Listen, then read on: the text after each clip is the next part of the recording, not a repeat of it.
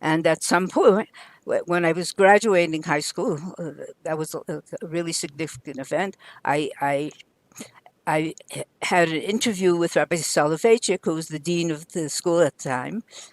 I mean, I didn't have much connection with him while in school, but every graduate, there were 18 graduates, and they all had to have a yechida, so to speak, with Rabbi Soloveitchik.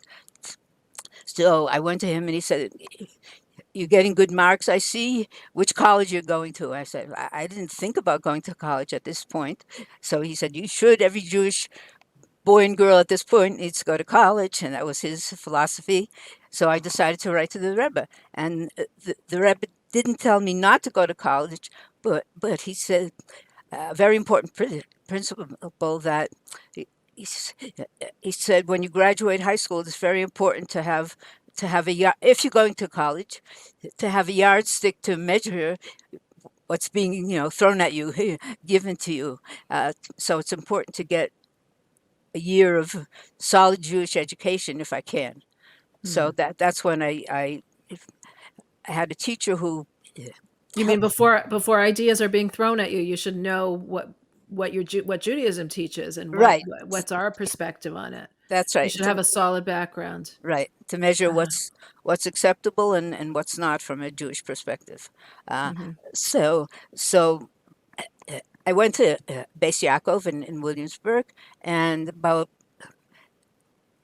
almost a year later, I got engaged, and I went to the Rebbe for a bracha, and the Rebbe said, he gave me a bracha, but he said, "Did you tell Rabbi Soloveitchik you got engaged?" And I answered kind of flippantly at that young age. I said, "No, I don't even know him. I saw him one time," and the Rebbe smiled and said, "Well, you gave him agmas nefesh, you gave him aggravation when you listened to me instead of him. So now give him a little nachas, give him a little cause to be happy for you." Oh, So, wow.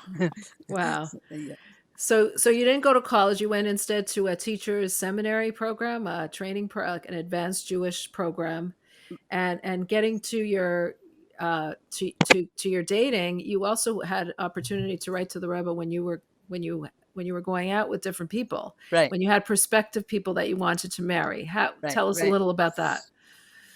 Yeah. So the first was an elderly couple who wanted me to go to meet their brother in Israel, uh, who was the head of a Sephardic yeshiva there, and so that was one thing I asked the Rebbe, and the Rebbe gave me another kind of very sweet answer. He said, "You're here, he's there. You're Ashkenaz, he's Sephard. Take it off. Nemes harufa, our agenda. Take it off your agenda." So that was a very clear fatherly advice at So that point. he felt you were from just a completely different culture, a completely different place. You were here in America, and you didn't understand what was going on there. Right, right. Interesting.